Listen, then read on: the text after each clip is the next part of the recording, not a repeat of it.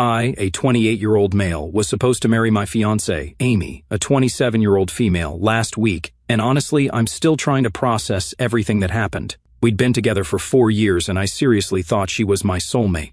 I met Amy at my friend's barbecue party. She was this super outgoing girl who could light up any room she walked into.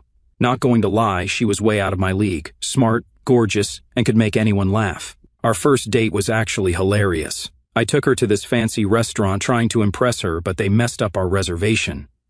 Instead of getting mad, she suggested we get hot dogs from a street vendor and eat them in the park. That's when I knew she was different. The first 3 years were amazing, like the kind of relationship you see in those cheesy posts on relationships where everyone calls it fake because it's too perfect. She was always there for me when things got rough. When I lost my grandpa last year, Amy took care of everything. Called my boss to get me time off, made sure I ate, and even organized all the family stuff so I could just focus on grieving. She'd leave little notes in my lunch when I had big meetings at work. Once she even learned how to make my mom's lasagna recipe because she knew I missed home-cooked meals. Amy was also super fun to be around. We'd have these random adventure days where we'd just drive somewhere without planning anything. She taught me to stop being so serious all the time and to enjoy life more. My friends loved her because she always made our game nights more fun. My sister, though, never said anything, but I could tell she didn't get along with Amy. That wasn't an issue, though. But things started changing about 6 months ago. It was small stuff at first. She started bringing up her ex, Tom, more and more. Like we'd be watching TV, and she'd randomly say, "Oh, Tom loved this show," or "Tom could never understand shows like this, he was so basic." At first, I didn't think much of it. Everyone talks about their exes sometimes, right? Then her pranks started getting worse.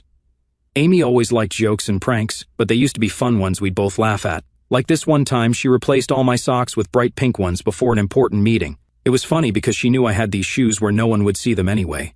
But lately, her pranks started feeling different. Mean, almost. When I got this huge promotion I'd been working toward for 2 years, instead of being excited like she used to be about my wins, she gave this weird speech at my celebration. She stood right there in front of my coworkers, my boss, and my parents, talking about how I probably just got lucky and my boss felt sorry for me. Everyone was just standing there awkwardly while she laughed. The old Amy would have never done that. She used to be my biggest cheerleader. The proposal is when I really started noticing something was off. I'd spent months planning it, saved up for this super fancy restaurant, got her favorite flowers, and even had the restaurant help set up this special dessert thing with the ring. When I got down on one knee, she pretended she didn't want to marry me for 5 whole minutes. Just sat there going, "Oh, I don't know," while everyone in the restaurant stared at us. When she finally said yes and laughed, saying it was just a joke, something felt wrong. The old Amy would have maybe played along for a few seconds, but she would have never let me sit there feeling stupid for that long. It's weird looking back now. The same things I used to love about her spontaneity, her sense of humor, her outgoing personality, started feeling different, like she wasn't doing things to make us both happy anymore, but just to get attention or laughs from other people. Every time I tried talking to her about how her pranks were making me feel lately, she'd just say, "OMG, babe, learn to take a joke," or "Why are you so sensitive?" The old Amy would have listened. We used to be able to talk about anything. My best friend started noticing the change too. He'd say stuff like, "Dude, is Amy okay? She's acting different." But I kept making excuses because I remembered how great things used to be. I kept telling myself maybe she was just stressed about the wedding or work or something. The Amy I fell in love with was this amazing, caring person who made me want to be better. She'd surprise me with my favorite snacks when I was having a bad day, remember random stuff I mentioned months ago, and always knew how to make me laugh when I was down. That's why it took me so long to notice when things started changing. When you love someone that much, you don't want to see the bad stuff. But man, the changes kept coming. Looking back now, I can see all these red flags popping up one after another. It's like watching a replay of a game where you already know the ending. All the signs are so obvious now, but when you're in the middle of it, you just keep hoping things will go back to normal. Anyway, about 2 months before the wedding, things got really weird. Like the kind of weird where you know something's wrong but can't put your finger on it. Amy started talking about her ex, I'll call him Tom, way more than usual. She'd always bring him up in these backhanded compliment kind of ways. Like, we'd be at dinner, and I'd be telling her about this new project at work, and she'd go, "This is why you're so much better than Tom. He could barely handle basic math, and here you are managing $1 million projects." Or we'd be grocery shopping, and I'd be checking the nutrition labels, trying to eat healthy and all that, and she'd be like, "Tom never cared about this stuff. He just grabbed whatever was cheapest. He was so simple." At first I thought maybe she was just trying to make me feel good or whatever, but it kept happening more and more. We'd be watching a documentary about space or something, and she'd say, Tom would never watch stuff like this. It was too complicated for him. He just watched sports all day. But the way she said it was weird, like she missed how simple he was. Then I started noticing she was always on her phone, like always. During dinner, while watching TV, even when we were trying to plan wedding stuff, she'd get these texts and turn her phone away real quick if I walked by. I'm not usually the jealous type, but something felt off. One night, she fell asleep on the couch while watching a movie, and her phone lit up. It was just for a second, but that was all it took. Tom. My stomach dropped. The message preview flashed across the screen. Can't wait to see you tomorrow, before disappearing. My brain latched onto every detail, the way his name sat so casually on her screen. How could she still have his number while we were engaged? The emoji, small and harmless, but suddenly full of meaning I didn't want to unpack. I tried to breathe, to tell myself it could be innocent. Maybe she was just meeting an old friend. Maybe it was about the wedding. But my gut twisted, telling me what my brain refused to accept. After that, I started paying more attention. Where she went, how long she was gone, the little inconsistencies in her story. She kept saying she had all these wedding planning meetings with her bridesmaids, but something wasn't adding up. So, one day, I decided to follow her. I felt ridiculous doing it, like some paranoid boyfriend in a bad movie, but I needed to know, needed to see for myself. She pulled into a coffee shop downtown, parked and walked inside. No bridesmaids, no wedding planners, just him. Tom was already there, waiting for her at a table near the window. I stayed outside, standing by a lamppost like some shadow in the night. My heart pounded in my ears as I watched them. They weren't just talking, they weren't just catching up. They looked comfortable, familiar, like two people with history, like two people who'd been doing this for a while. She laughed at something he said, tilting her head in that way she always did when she was flirting, twisting a strand of hair around her finger, flashing that easy, intimate smile that used to be reserved for me. I felt sick. My hands clenched into fists. I wanted to burst through the door, call her out right there in front of everyone. But I couldn't move, couldn't breathe. I just stood there, watching through the window like some idiot who didn't see this coming. Like a fool who thought he was marrying the love of his life when, in reality, she was already slipping away. I didn't confront her when she came back. Maybe I should have. But I wanted to see how far this would go. Over the next few weeks, I noticed more stuff. She'd say she was going dress shopping with her mom, but her mom would call me asking about wedding details during that exact time Dee claimed she had late meetings at work, but her coworker, who I'm friends with, mentioned she'd left early that day. Her bridesmaids were acting weird too. They'd give me these looks whenever wedding stuff came up like they knew something I didn't. They'd be whispering and then shut up real quick when I walked by. All except one of her friends.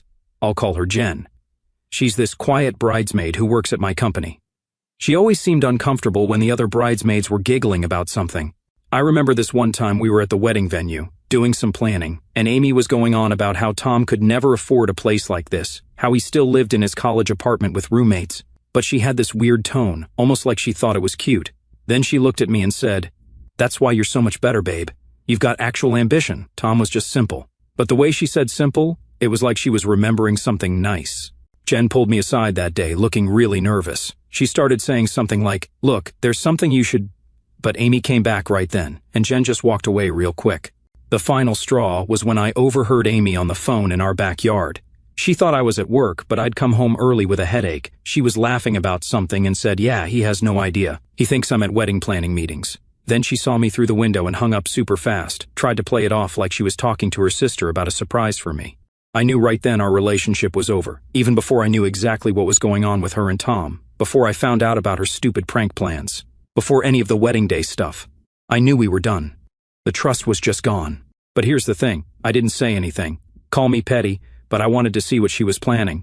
All these secret meetings, all these weird comments about Tom, all these giggly bridesmaids. Something was coming, and with the way Amy loved her pranks, I had a feeling it was going to be something big. I just didn't expect it to be what it was. Looking back, maybe I should have just confronted her. Maybe I should have called off the wedding right then, but honestly, I'm glad I didn't. So, there I was, about 3 weeks before the wedding, sitting in my car outside that coffee shop where Amy was meeting Tom again, and I just knew I needed to do something. I'm not usually the type to plan ahead. Honestly, Amy was always the planner in our relationship, but something in my gut was screaming that I needed backup. I called my buddy Mike. Now, Mike's this corporate lawyer who's always telling these crazy stories about divorce cases he's worked on. We went to college together, and he's seen Amy's pranks firsthand. Like this one time at his birthday party where she pretended to be a singing telegram person and embarrassed him in front of his whole law firm. He never really liked her after that. So, I called him while watching Amy laugh at whatever Tom was saying. "Dude, I need help. I think Amy's planning something for the wedding and it's not going to be good." Mike was quiet for a minute, then goes, "Come to my office now." I'll never forget sitting in his fancy office while he just listened to everything. When I finished, he looked at me real serious and said, "We need insurance." Then he pulled out this legal pad and started writing. "Look," he said, "I can't stop her from whatever she's planning, but we can make sure she regrets it if she tries anything." We spent like 4 hours in his office drafting this completely fake prenup. Mike said it wouldn't hold up in court for even 5 minutes, but it looked super official, had all these fancy legal words that I didn't even understand. The important part was this specific clause about public humiliation.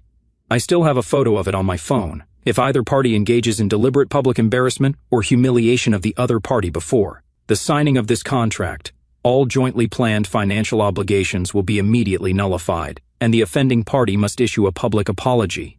Mike even put in all these detailed definitions of what counts as public humiliation and financial obligation, added some fake case law references too, made it look like one of those 50-page contracts nobody ever reads. The best part? He put this official-looking stamp on it and had his secretary notarize it, just to make it look more legit. Amy always just signed whatever was put in front of her. She even admitted once she never read her own apartment lease. Mike said she'd never know it was fake. I kept the prenup in this black folder and gave it to my best man, Dan, to hold on to. I told him to keep it with him during the wedding just in case. Dan thought I was being paranoid, but he's known me since we were kids and could tell how worried I was. The whole time we were doing this, I felt kind of guilty, like maybe I was going too far, maybe I was just being paranoid. But then I'd remember how Amy was still meeting Tom behind my back, still lying about where she was going, still acting weird with her bridesmaids, and I didn't plan to use it unless something popped up during the wedding. Jen, the bridesmaid from my work, actually came to my office one day looking super nervous. She started saying something about how she couldn't keep quiet anymore, but then Amy called her phone right at that moment. The look on Jen's face when she saw Amy's name pop up, I knew whatever was coming was not good. I also started noticing more stuff at home. Amy was having these long phone calls in the bathroom with the shower running. She'd close her laptop super fast when I walked into the room. One time I saw her deleting text messages when she thought I was sleeping. The weird thing was, she was also being extra nice sometimes, like randomly bringing home my favorite takeout or suggesting we watch my favorite movies. Looking back, I think she was feeling guilty, or maybe she was just trying to throw me off. I don't know. I remember the night before the wedding, sitting in my parents' house. Amy insisted we do the whole not seeing each other before the wedding thing. Looking at that black folder with the prenup, part of me hoped I'd never need to use it, like maybe I was wrong about everything. Maybe Amy really was just planning some silly surprise. My mom came in and saw me staring at the folder. She didn't know what was in it, but she could tell something was wrong.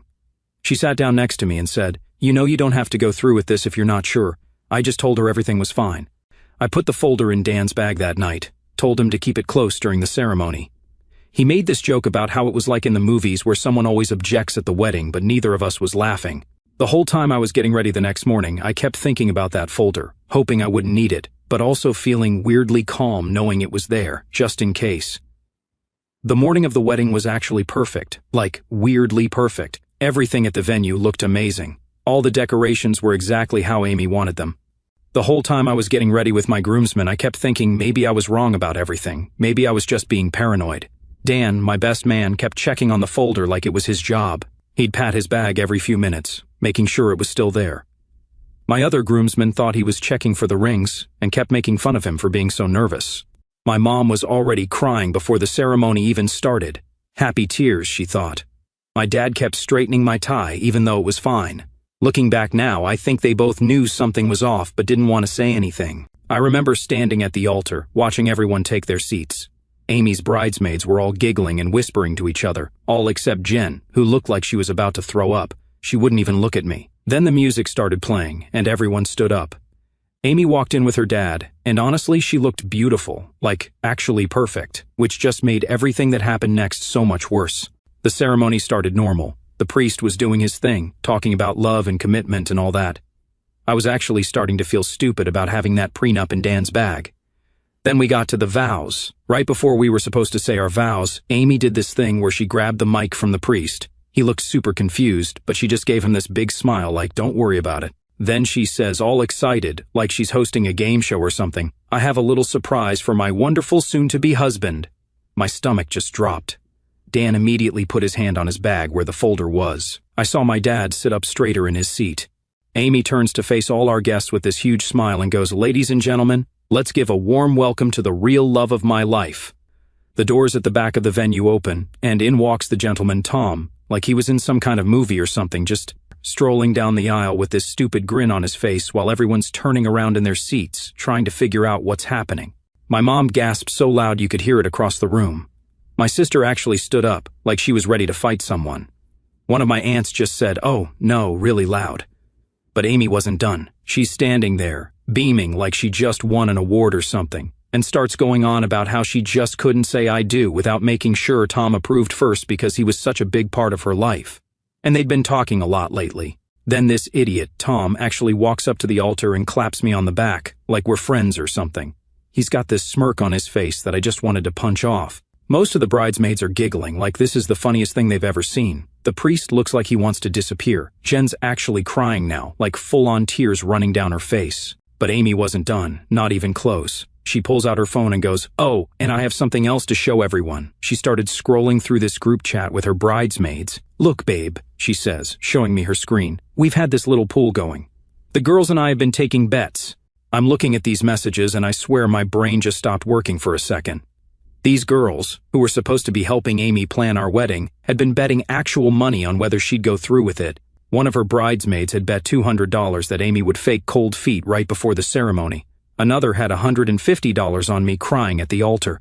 Lisa had bet $300 that Amy would pull something epic, her exact words. They had this whole spreadsheet going with odds and everything, like they were betting on a football game instead of someone's wedding, someone's life. The worst part? There were messages from months ago. This wasn't some last-minute joke. They'd been planning this for months. All those wedding planning meetings? They were probably sitting around planning how to humiliate me. Amy's scrolling through the chat, laughing and pointing out different bets. "Oh, look, Rachel almost got it right. She said I'd bring a surprise guest. That's close enough to count, right?" Tom's still there, looking at the phone over Amy's shoulder and laughing, like this is the funniest thing he's ever seen. "Man," he says, "you really went all out for this one." I look around the room. Some of the guests start whispering. I can see phones coming out because, of course, people are recording this. This is probably going to end up on social media in like 5 minutes. And Amy, she's just standing there in her perfect white dress, waiting for me to laugh, like this is just another one of her pranks that I'm supposed to brush off, like she didn't just destroy our entire relationship in front of everyone we know. "Come on, babe," she says, poking me in the side. "You're not mad, right? It's just a joke. Tom's not really going to object or anything, unless..." She looks at Tom, and they both start laughing again. I glance at Dan, and he's already got the folder halfway out of his bag. But Amy's still not done. She turns to the guests and goes, "Oh, should I tell them about the backup plan, in case he actually got mad?" That's when I knew this wasn't just a prank gone wrong. This wasn't just Amy being Amy. This was straight up cruel. She'd spent months planning how to humiliate me in front of everyone I care about. She'd involved her friends, her ex, probably half the people in this room. I looked at her standing there, looking so proud of herself, and I didn't see the girl I fell in love with anymore. I saw someone who thought my feelings were a joke, someone who'd rather get laughs than have love. And that's when I decided if she wanted a show, I'd give her a show. I smiled at her, the calmest smile I've ever smiled in my life. She actually smiled back, probably thinking I was finally getting into the joke. I turned to the priest, who honestly looks like he wants to resign from the church right there. "Hey," I say, super politely, "do we have that table set up for signing the marriage license? I need to grab something real quick." The priest just points to this little table off to the side, probably thinking I'm about to make this whole thing even worse. I walk over to Dan. The room is dead silent now, like everyone's holding their breath. Amy's still got this huge smile on her face, but I can see she's getting confused. This wasn't part of her script. I pull out this black folder, the one Mike helped me prepare. It looks super official. I hold it up so everyone can see it. "Ladies and gentlemen," I say, using my best meeting presentation voice, "before we go any further, I'd like to share a document with my dear fiancé." Amy tilts her head, like a confused puppy. "Wait, what?" I start walking back to the altar, taking my sweet time. My hands aren't even shaking. I'm just ready. "See, Amy," I say, real calm, like I'm explaining something to a kid. "I had my lawyer draft up a little agreement before the wedding. Just a small precaution, just in case you ever decided to do something like this. I hold up the contract so everyone can see the official-looking stamp at the bottom, the one Mike's secretary put there. Amy's face starts losing color. "What the hell is that?" she asks. Her smile's finally starting to crack. "Oh, just a little clause," I say, pretending to flip through the pages. "See, this part right here. It states that if either party engages in public humiliation before signing the marriage license, then all joint financial obligations, like the wedding, honeymoon, and shared assets, are immediately null and void." The guests gasp, like an actual group gasp, like in movies when someone reveals the killer. Amy's blinking real fast now, like she's trying to wake up from a bad dream. "Wait, what? That's not real. That can't be real." "Oh, it's very real," I say, channeling my inner lawyer. "It also requires the guilty party to issue a public apology right here in front of all our guests." Tom finally stops smirking. "Dude, you can't be serious. This is a joke, right?" I turn to look at him and give him the biggest smile. "Oh, I take pranks very seriously, don't you, Tom? Since you helped plan this one and all." Amy's starting to sweat now. Her perfect makeup's getting a little messy. "Babe, this is crazy. You're not actually mad, are you?" That's when I delivered the line I'd been practicing in my head since I saw her with Tom at that coffee shop. "Why would I be mad, Amy? This is hilarious. It's all part of the fun, right?" I snapped the folder shut real loud. I'm canceling the entire wedding. Dead silence, like you could hear a pin drop from across the room. Amy's perfect smile just shatters. "Wait, what?" "Oh, don't look so shocked," I say, tucking the folder under my arm. "You had your joke. Now it's my turn. Wedding's off." The room explodes, like actually explodes with whispers and gasps. The priest backs away from us like we're both crazy. The bridesmaids finally stop giggling. Amy's face goes from pale white to bright red in like 2 seconds. "You're joking," she says. But her voice is shaking now. "Am I?" I look at Dan. "Hey man, would you do the honors?" Dan, absolute legend that he is, pulls out his phone, hits play, and hit the road. Jack starts blasting through the venue speakers. Some guests actually start laughing, others just sit there in shock. A few get up and start leaving. Smart move, honestly. Amy looks like she's about to pass out. "You're not serious," she keeps saying. "You're not walking away." I just grin. I literally am. I turn to my parents. Mom's actually smiling now, through her tears, and Dad looks proud for the first time all day. "I think we're done here," I say.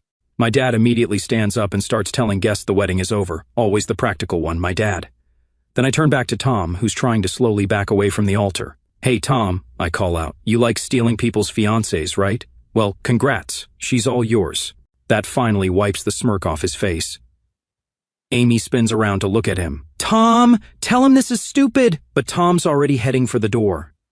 I think I'm gonna head out, actually. The bridesmaids are all looking at their feet now. Some guests are straight up laughing, and Amy looks like her whole world just collapsed. "You can't just leave me like this," she screams. I stop at the end of the aisle and turn around one last time. "Amy, you love attention so much? Well, congratulations, you're getting it." And with that, I walked out of my own wedding. The next 24 hours were crazy. My phone basically exploded with messages and missed calls from Amy. We're talking hundreds of messages. At first, she acted all confused, like she couldn't understand why I left, kept saying stuff like, "It was just a joke," and "Why are you being so dramatic?" Then she got mad, started sending these long messages about how I humiliated her, ironic, right? And how she couldn't believe I would ruin our wedding over a silly prank. She even tried saying I had no right to walk out on her like that. But here's where it gets good. Remember that group chat where they were placing bets? Dan, being the absolute genius he is, had taken screenshots of everything before we left, from one of the bridesmaids' phones. All their messages about planning this prank, all the bets they placed. Even messages from months ago where they were discussing different ways to mess with me at the wedding. Amy tried telling people I abandoned her at the altar, started playing the victim on social media and everything. But then those screenshots started making the rounds. Turns out, people don't really like it when you turn someone's wedding into a betting game. The fallout was epic. Those bridesmaids who thought it was so funny, they started panicking when they realized people could see their messages. Sarah, the maid of honor, actually lost a job opportunity because the screenshots got sent to her potential employer. Guess they didn't want someone who thought humiliating people was funny. Amy's parents called me the next day. Her mom was crying, saying she had no idea Amy would do something like this. Turns out they'd warned her not to pull any stunts at the wedding. Her dad actually apologized to me and said he understood why I did what I did. Then the money stuff hit. Amy started demanding I pay her back for wedding costs. That made me laugh because I'd paid for almost everything. The venue, my card, the catering, my account. That fancy honeymoon she'd been bragging about to everyone? All booked under my name. One phone call to each place, and it was all canceled. The venue manager was actually super understanding, said he'd seen some crazy wedding stuff, but this was a new one. The honeymoon cancellation hit her hard. She'd already posted all over social media about our amazing 2 weeks in Hawaii. Had to explain to everyone why she wasn't posting beach pictures. Her bridesmaids started distancing themselves real quick. Funny how fast people disappear when they realize they're going down with you. Even the ones who were in on the whole thing suddenly didn't want anything to do with her. Tom ghosted her completely, wouldn't answer her calls or texts. Guess he didn't find it so funny anymore when people started asking him why he thought ruining someone's wedding was okay. Her friend Jen finally told me everything, and man, I could see the guilt weighing on her. She wasn't like the others. She never laughed at Amy's pranks, never joined in on the group chats, never once thought humiliating someone was funny. She admitted she'd known about the plan for weeks but felt trapped, torn between speaking up and risking Amy turning on her. She told me how she'd tried to warn Amy, begged her to call it off, but Amy just brushed her off, saying it would be hilarious to see my reaction. Tom, of course, had no problem playing along, probably thought it made him look cool or something. But Jen? She hated every second of it. She told me she barely slept the night before the wedding, sick with anxiety, knowing what was coming. And when she saw me standing at the altar, oblivious to the setup, she said she wanted to scream, to stop it before it happened. But she froze. As she talked, her voice was quiet, full of regret, like she thought I'd hate her for not doing more. But for the first time in months, I saw something I hadn't seen in a long time. Actual common sense. Someone who didn't just go along with the crowd. Someone who cared about how people felt. And honestly, that stuck with me more than the whole wedding disaster ever did.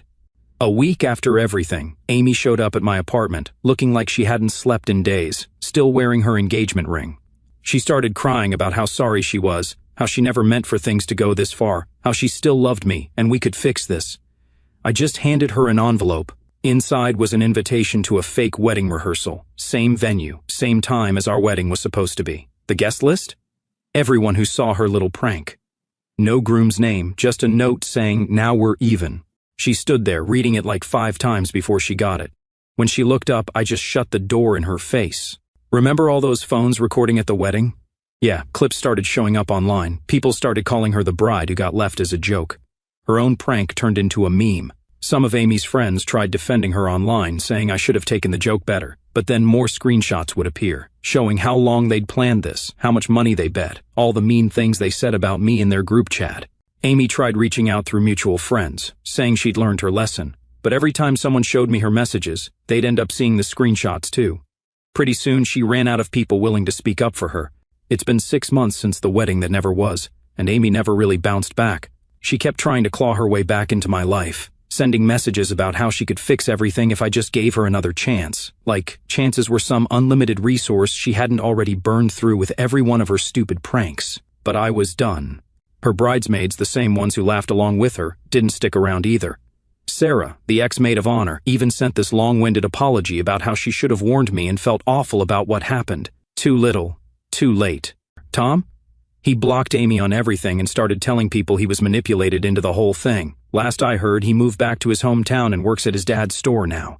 Guess the simple life wasn't so bad after all. Amy's parents are still apologizing every time they run into my family. Her mom sent me a Christmas card, saying she thinks about that day all the time and wishes she'd seen the signs earlier.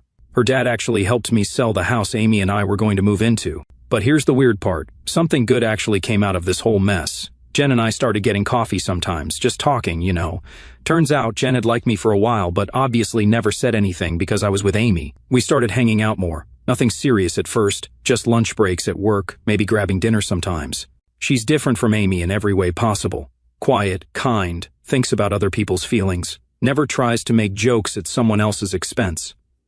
3 months after the wedding that wasn't, we started dating officially. My parents love her. Even my sister, who hated Amy from day one, thinks Jen's perfect for me. Amy found out about us through mutual friends and tried starting drama online, saying Jen stole me from her and that she planned this to happen. Nobody believed her. The screenshots of her planning to humiliate me with her ex kind of killed any sympathy people might have had. Speaking of Amy, she's still trying to fix her reputation. She made this long public apology on Facebook about how she's grown and learned from her mistakes. Then, 2 days later, she was in my company's parking lot trying to confront Jen. Security had to escort her out. My life's actually better now. Got promoted at work, a real one this time, not the one Amy made fun of. Moved into a new apartment in a better part of town. Jen and I are taking things slow. We went on vacation last month, just a small beach trip, nothing fancy, but it was nice being with someone who didn't feel the need to post every second of it on social media or turn everything into a joke. And oh, I still have the prenup folder. Mike, my lawyer friend, framed it and gave it to me as a birthday present. It's hanging in my home office now. Jen thinks it's hilarious. My friends say I dodged a bullet. I think I dodged a whole firing squad. Sometimes I look at old pictures of me and Amy and can't believe I didn't see what was coming. But you know what they say, when you're wearing rose-colored glasses, red flags just look like flags. The weirdest part, I'm actually grateful it happened. If Amy hadn't shown her true colors that day, I might have married her.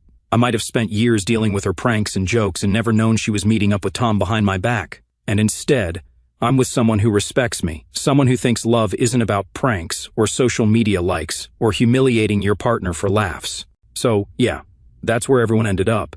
Amy's still single and living with her parents. Tom's back in his hometown. The bridesmaids scattered to different states. And me? I'm actually happy. Turns out, sometimes the worst day of your life can lead to the best things happening.